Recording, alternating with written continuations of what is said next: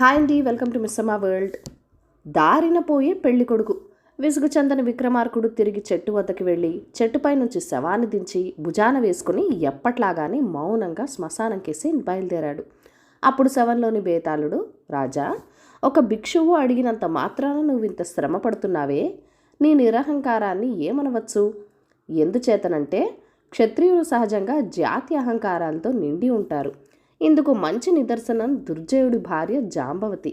జాంబవతి కుమార్తె అయిన మధురికకు అతి విచిత్రంగా వివాహం జరిగింది. ఆ వృత్తాంతం చెప్తాను విను అంటూ ఈ విధంగా చెప్పాడు. పూర్వం కళింగకు చాళుక్యులకు ఘోరమైన యుద్ధం జరిగింది. ఆ యుద్ధంలో ఉభయపక్షాలు గొప్ప యోధులెందరో చనిపోయారు. కానీ విజయం ఏ పక్షానికి లభించలేదు. ఉభయ దేశాల మధ్య ద్వేషాలు మాత్రం పెరిగాయి. ఆ యుద్ధంలో చనిపోయిన చాళుక్య వీరుల్లో దుర్జయుడు అనే ఆయన ఒకడు. ఆయన రాజవంశానికి చెందినవాడు. అయితే చాలా తరాల క్రితమే రాజరికం పోవటం చేత ఆయన ఒక ఘరానా పౌరుడిగా మాత్రమే జీవించాడు. గోదావరి తీరాన అరణ్యం మధ్య ఒక పెద్ద భవంతి కట్టుకొని అందులో తన పరివారంతో జీవిస్తూ ఉండేవాడు. ఆయనకు ఆయన కుటుంబానికి ఇతరులతో అట్టే సంబంధాలు లేవు. చింత చచ్చిన పులుపు చావనట్టు వారిలో పూర్వపు రాజసము అహంకారము చావకుండా మిగిలి ఉన్నాయి. దుర్జయుడు యుద్ధంలో మరణించిన అనంతరం ఆయన భార్య ఎంతో నేర్పుతో తన సంసారాన్ని నడుపుకుంటూ వచ్చింది. ఆమెకు మధురిక ఒక్కర్తే కుమార్తె. దుర్జయుడు వంశానికి ఒక శాపం ఉన్నది. ఆ వంశంలో పుట్టిన ఆడపిల్లలకు 18వ ఏడు నిండేలోపుగా పెళ్లి చేసే తీరాలి. లేని పక్షంలో 19వ జన్మదినం నాడు వారు చనిపోతారు. గడిచిన 5-6 తరాల్లోనూ 2 కన్యలు అలా చనిపోయారు. సమయంలో వారికి తగిన సంబంధాలు కుదరకనే వారు చనిపోవటం జరిగింది. మధురికకు 18వ ఏడు జరుగుతున్నది. కానీ ఆమెకు శాప భయం లేదు. ఎందుచేతనంటే ఆమెను పెళ్లాడేవాడు అది వరకే నిశ్చయమై ఉన్నాడు. అతని పేరు విరూపాక్షుడు. అతనికి 30 సంవత్సరాల వయసు. చాలా ధైర్య సాహసాలు పరాక్రమాలకు కలవాడు. దుర్జయుడిలాగానే రాజవంశానికి చెందినవాడు. మధురికకు చూడటానికి ఎంత నాజుగ్గా ఉండేదో అతను అంత మొరటుగా ఉండేవాడు. అయినా అతనికి చిన్నతనం నుంచి మధురిక అంటే ప్రాణం. ఆమె కోసం తన ప్రాణాలు విడవటానికైనా ఎల్లప్పుడూ సంసిద్ధుడుగా ఉండేవాడు. జాంబవతి దృష్టిలో విరూపాక్షుడు తన కుమార్తెకు అన్ని విధాల తగిన భర్త. ఎందుచేతనంటే కులంలోనూ గుణంలోనూ అతనికి సాటి ఎవ్వరూ లేరు. పైపెచ్చు అతను దుర్జయుడు కుటుంబానికి మగదిక్కుగా ఉండి జాంబవతి అధికారానికి ఎటువంటి అడ్డు లేకుండా చూసుకుంటూ వస్తున్నాడు. మధురికకు మాత్రం చిన్నతనం నుంచి విరూపాక్షుడంటే ఏదో భయం. అతని దగ్గరికి వస్తే పక్కకి చూసేది. అతని గొంతు వింటే ఉరుము విన్నట్టు వణికేది. అతను ఎంతో ఆప్యాయంగా తనను కుశల ప్రశ్నలు అడిగినా సమాధానం చెప్పటానికి కంగారు పడేది. ఇంత అయినా తల్లి నిత్యము చేసే బోధలు విని తనకు విరూపాక్షుడి కన్నా తగిన భర్త లేడని ఆ అమాయకురాలు మనస్ఫూర్తిగా నమ్మింది. రేపు మధురికకు 18 వెళ్ళి 19 వస్తుందనగా ఆమె వివాహం జరిపించడానికి ఏర్పాట్లు చేశారు.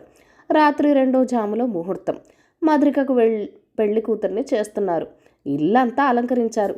పెళ్లివారి కోసం ఎదురు చూస్తున్నారు. అనుకున్న ప్రకారం సూర్యాస్తమయం లోపల పెళ్లివారు రాలేదు. జాంబవతి ఆందోళన చెందసాగింది. బాగా చీకటి పడినాక విరూపాక్షుని గురించి కబురు తెలిసింది. అతను పెళ్లికి బయలుదేరబోతుండగా ఎవరో శత్రువు తటస్థపడ్డాడు. ఇద్దరికి కత్తి యుద్ధం జరిగింది. ఆ యుద్ధంలో దెబ్బతిని విరూపాక్షుడు చనిపోయాడు. ఆ దుర్వార్త వినగానే జాంబవతికి మిన్ను విరిగి మీద పడ్డట్టయింది. ఇంకొక సమయంలో అయితే ఆమె విరూపాక్షుడి చావుకు ఎంతో విచారించి ఉండును. ఇప్పుడు ఆమెకి అందుకు కూడా వ్యవధి లేదు. మరి 2-3 ఘడియల్లో మధురికకు పెళ్లి కాకపోతే రేపు ఉదయం లోపల ఆమె చావు నిశ్చయం. ఈ ఆపద నుంచి బయటపడటానికి ఆమెకి ఒకటే ఉపాయం తోచింది. ఎవరైనా దారిన వెళ్లేవాడిని పట్టుకొని ముహూర్తం దాటకుండా మధురికను అతనికిచ్చి పెళ్లి చేయాలి. మిగిలినంతా దైవాధీనం. జాంబవతి తన వదిన గారిని పిలిచి, వదిన, నువ్వు చాలా సమర్థురాలు, సూక్ష్మ బుద్ధి కలదారివి, పెద్దదారివి. గుర్తు తెలియకుండా నల్ల గొంగుల్ని కప్పుకుని రహదారి పక్కన నిలబడి దారిన పోయే యువకుడిని మన పిల్లకు కొంతలో కొంత తగి ఉండేవాడుగా చూసి ఏమీ చెప్పకుండా తీసుకురావాలి. లేకపోతే అమ్మాయి మనకు దక్కదు అన్నది.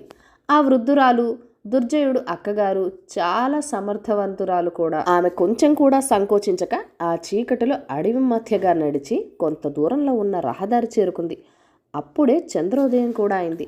ఆమె దారి పక్కన చాలాసేపు నిలబడింది. కానీ ఎవ్వరూ అటుగా రాలేదు. ఎవరు రారేమో అని మధురికకు బతికే గీత లేదేమో అనుకుంటూ ఉండగా దూరాన గుర్రపు డెక్కల ధ్వని వినబడింది. కొంతసేపటికి ఒక యువకుడు గుర్రం మీద సవారీ అయి వస్తూ కనిపించాడు. ఆ వెన్నెల్లో అంత దూరాన చూసే వృద్ధురాలు ఆ వచ్చే యువకుడి వయసు 25 దాటదని, అతను గొప్ప వంశానికి చెందినవాడని, అందంలో మధురికకు తీసిపోడని తెలుసుకున్నది. అతన్ని ఆపటానికి ఆమె దారికి అడ్డంగా వచ్చి నిలబడింది. గుర్రం పైన వచ్చే ఆ యువకుడు పేరు కాంతివర్మ. అతను కళింగ దేశపు వాడు. అతను కూడా పెళ్లి కొడుకే. అతనికి పెద్ద ఆస్తి ఉన్నది. చాలా రోజులుగా పెళ్లి ప్రయత్నాలు చేశాడు. కానీ అతనికి నచ్చిన పిల్ల ఎక్కడా కనబడలేదు. ఎవరితనో ఒకతను కట్టుకొని గృహస్థు అవుదామనే ఉద్దేశంతో కృష్ణా తీరానికి బయలుదేరాడు. అక్కడ అతని తండ్రికి స్నేహితుడు ఒకడు ఆయన ఉన్నాడు. ఆయన కుమార్తెను చేసుకుందామని కాంతివర్మ ఉద్దేశం. ఆ పిల్లపై అతనికి ప్రేమ లేదు. కానీ ప్రేమించకుండా పెళ్లాడదలిచినాక ఎవరైతే ఏంటి, ఎవరైనా ఒకటే అని అతను అనుకున్నాడు. తన దారికి అడ్డం వచ్చిన ఆకారాన్ని చూసి కాంతివర్మ కళ్ళం బిగలాగి తన గుర్రాన్ని ఆపాడు. వృద్ధురాలను సమీపించి అతనితో, దేవుడే నిన్ను పంపాడు, నా వంట వస్తావా బాబు అన్నది. ఆమె స్త్రీ అని, అందులోనూ వృద్ధురాలని తెలిసి ఆశ్చర్యపడుతూ, కాంతివర్మ ఎక్కడికి, ఏం పని మీద అని అడిగాడు. అదంతా చెప్పటానికి పుణ్యకాలం మించిపోతుంది. పిరికివాడివి కాకపోతే నా వెంటరా, నీకు అశుభం జరగదులే అంటూ వృద్ధురాలు అడవి నుంచి దారి తీసింది. కాంతివర్మకు ఏమాత్రము భయం కలగలేదు. పైపెచ్చు ఆసక్తి కలిగింది. తనకు తలమన తలుపుగా ఏదో కొత్త అనుభవం జరగబోతున్నది. అతని గుర్రం దిగి వృద్ధురాలు వెనకే వెళ్ళాడు. ఇద్దరు కొద్దిసేపట్లో ఇల్లు చేరారు. ఇల్లంతా అలంకరించి ఉండటం చూసి ఏదో పెళ్ళో పేరంటమో జరగబోతుందని అనుకున్నాడు కాంతివర్మ. జాంబవతి అతన్ని పరిశీలించి, పర్వాలేదు, ఆ మాత్రం మనిషి దొరికాడని నేను అనుకోలేదు అన్నది. కాంతివర్మకు కొద్దిగా చిరాకు కలిగింది. నాతో ఏం పనో మీలో ఎవరు చెప్పారు కారు అన్నాడు. నాయనా, నాకు ఒకే ఒక కూతురు, అది తెల్లవారితే బతకదు. నేను ఎలాంటి చిక్కుల్లో ఉండి నిన్ను పిలిపించానో ఆలోచించు. నా పిల్లని చూస్తే నా బాధ మరింత బాగా అర్థం చేసుకుంటావు అన్నది జాంబవతి. కాంతివర్మకు అంతా అయోమయంగా ఉంది. అతను జాంబవతి వెంట లోపలికి వెళ్ళి దీపాల కాంతిలో మిలమిలా మెరిసిపోతున్న మధురికను చూశాడు. అతను అంత అందగత్తెను ఎన్నడూ ఊహించి కూడా ఉండలేదు. ఆమె దేవతా స్త్రీలా కనబడింది. ఆ పిల్లేనా అన్నాడు కాంతివర్మ. అవును నాయనా, అది రేపాటికి శవం అవుతుందంటే నా ప్రాణం ఎలా కొట్టుకుంటున్నదో ఆలోచించు అన్నది జాంబవతి. ఆమెకేమి జబ్బని అడుగుదామనుకునే తంటలో మధురిక అతని వైపు చూసింది. మరుక్షణం ఆమె చెక్కిళ్ళు ఎర్రపడ్డాయి. ఆమె కళ్ళలోకి వింత వెలుగొచ్చింది. బుద్ధి తెలిసినది మొదలు ఆమె తనకు కాబోయే భర్తను విరూపాక్షుడి రూపంలో మాత్రమే ఊహించుకున్నది. అతను చనిపోయిన తర్వాత దారిన పోయే భర్తను కట్టబెడతారని తెలిసాక అంతకంటే హీనుడు వస్తాడేమో అనుకున్నది. అందుచేత యువకుడు, అందగాడు అయిన కాంతివర్మ ఆమె కళ్లకు సాక్షాత్తు నవమన్మధుడిలా కనిపించాడు. ఎలాగైతేనేం కాంతివర్మ మధురిక ఒకరినొకరు చూస్తూనే ప్రేమించుకున్నారు. కాంతివర్మ ఇంకా ఎన్నో విషయాలు అడుగుదాం అనుకుంటూ ఉండగా పురోహితుడు ముందుకు వచ్చి, జాంబవతి దేవి గారు, ఆలస్యం చేస్తే ముహూర్తం మించిపోతుంది అన్నాడు. ఇంకా నా ఆలస్యం ఏమీ లేదు, వస్తున్నాను పదండి అన్నది జాంబవతి. మధురికను కాంతివర్మను పీటలపై కూర్చోబెట్టి ఒక్క ఘడియలో పెళ్లి చేసేశారు. కాంతివర్మ ఆత్మాభిమానం లేని మనిషి కాడు. ఆ పిల్లను పెళ్లాడతావా అని అతన్ని ఎవరూ అడగలేదు. సామాన్యపు నౌకర్ను ఆజ్ఞాపించినట్టు ఆ బట్టలు కట్టుకో, ఈ పీటల మీద కూర్చో అని ఆజ్ఞాపించారు. కేవలం మధురికపై ఏర్పడిన ప్రేమ కారణంగా ఈ అవమానాలని అతను సహించాడు. మధురిక తనను ప్రేమిస్తున్నదని అతనికి రూఢి అయింది. పెళ్లి పీటల మీద ఉన్నప్పుడే ఆమె అనేకసార్లు అతని కేసి చూసి చిరునవ్వు నవ్వి ఎవరూ చూడకుండా తల వంచుకున్నది. పెళ్ళైపోయాక అందరూ భోజనాలకు కూర్చున్నారు. అప్పుడు జాంబవతి తన అల్లుడు పుట్టు పూర్వత్రాలు విచారించింది. అతను కళింగ దేశం వాడని తెలియగానే ఆమె కష్టం వేసింది. కానీ అతని తండ్రి ధీరవర్మ కళింగకు చాళుక్యులకు జరిగిన యుద్ధంలో, కళింగుల పక్షాన యుద్ధంలో చేరి పోరాడుతూ చనిపోయాడని తెలియగానే ఆమెకు శివం ఎత్తినట్లయింది. ఎంత అన్యాయం, ఎంత దారుణం! నా భర్తను యుద్ధరంగంలో నీ తండ్రిని చంపి ఉండవచ్చు. మీ జాతి మాకు శత్రువులు, నువ్వు మాకు గర్భశత్రువువి. పెళ్ళైతే అయింది. నా బిడ్డ ప్రాణం కాపాడటానికి దారిన పోయే దానవుడు ఎవరికైనా ఇచ్చి ఉండేదాన్ని, కానీ దాన్ని కాపురానికి పంపను. అది నీతో కాపురం చేసే కన్నా చచ్చిపోతేనే నాకు ఎక్కువ సంతోషం. ఈ పెళ్ళి ఇంతటితో సరి. త్వరగా భోజనం కానిచ్చి నీ దారిన నువ్వు వేంచేయి అన్నది జాంబవతి కాంతివర్మతో. కాంతివర్మ ఘాటుగా జవాబిచ్చి ఉండేవాడే కానీ మధురిక కళ్ళలో నీరు తిరగటం చూసి సౌమ్యం వహించి, అత్తగారు, మీరు చెప్పిందల్లా చేయటం చూసి నన్ను అసమర్థుడనుకున్నారు లాగుంది. అలా పొరపాటు పడకండి. నేను నా భార్యను తప్పక వెంటబెట్టుకుపోతాను. ఈ విషయం మీకు సందేహం వద్దు అన్నాడు. ఇంతలో అక్కడికి తూలుతూ తూలుతూ ఒక ఒడ్డు పొడిగి మనిషి వచ్చాడు. అతని బట్టలు రక్తంతో తడిసి ఉన్నాయి. అతన్ని చూస్తూనే జాంబవతి, విరూపా, బతికి ఉన్నావా నాయనా? ఇంతసేపు ఏమైపోయావు? సమయానికి నువ్వు లేకపోవటం చేత నిష్కారణంగా పిల్ల గొంతు కోసేస్తూనే అంటూ ఆ వచ్చిన విరూపాక్షుడితో జాంబవతి జరిగిందంతా చెప్పింది. విరూపాక్షుడు అంతా విని ఒక్క పెడబొప్పు పెట్టి, దుర్మార్గుడా, నేను పెళ్లాడబోయే కన్యను కాజేస్తావా? అంతు తెలుస్తారా అంటూ కత్తి దూశాడు.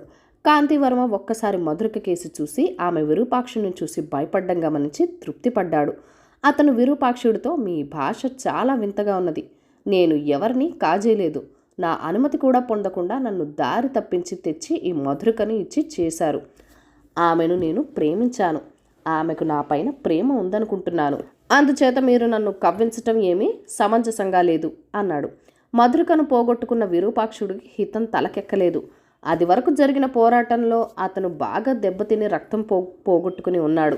ఆ గాయాలు నయమయ్యాక అలాగే నీతో యుద్ధం చేస్తాను అని కాంతివర్మ అన్నప్పటికీ విరూపాక్షుడు మొండి పట్టుపట్టి, ఈ రాత్రి నువ్వో నేనో చావాలి. మగధీరుడు అయితే యుద్ధానికి రా అన్నాడు.